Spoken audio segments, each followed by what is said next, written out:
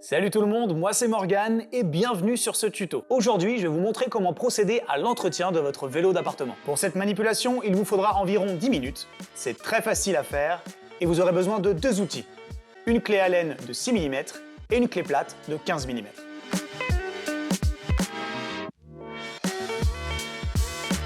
Avant toute chose, n'oubliez pas que c'est un produit d'intérieur, donc évitez de le stocker dans des pièces humides, type garage ou véranda.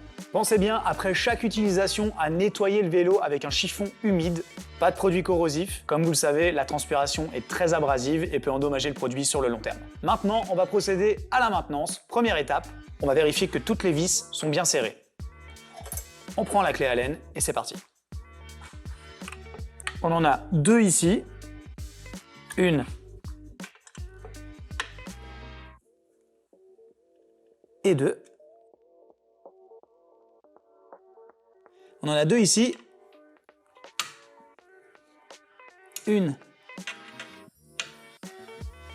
et deux. Deux juste là.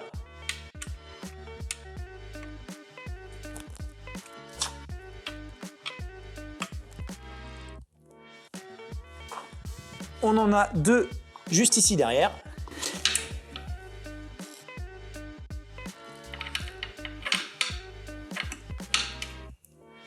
Et voilà. Et au niveau des vis, c'est tout bon.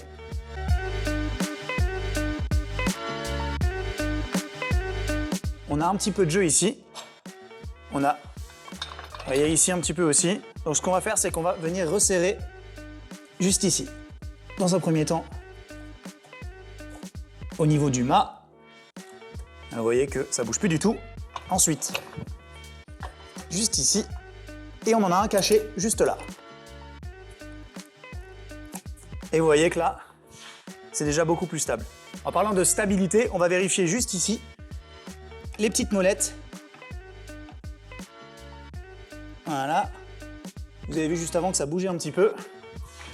Là, ça bouge quasiment plus. Donc si jamais ça bouge un peu, vous pourrez réajuster dans l'autre sens. Voilà.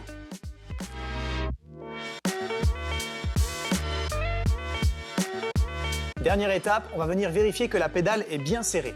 Un des signaux d'une pédale mal serrée, c'est un claquement ou une vibration.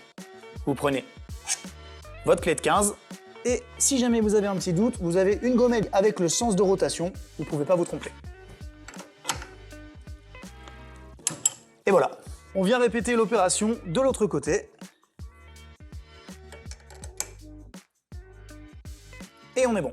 Attention, certains de nos produits ont des consoles qui fonctionnent à pile, donc au moment de la maintenance, n'hésitez pas à vérifier l'état des piles. Et voilà, comme je vous avais dit, c'était relativement facile. Maintenant, si vous avez le moindre doute ou une question, n'hésitez pas à vous rendre en magasin ou à consulter le site support.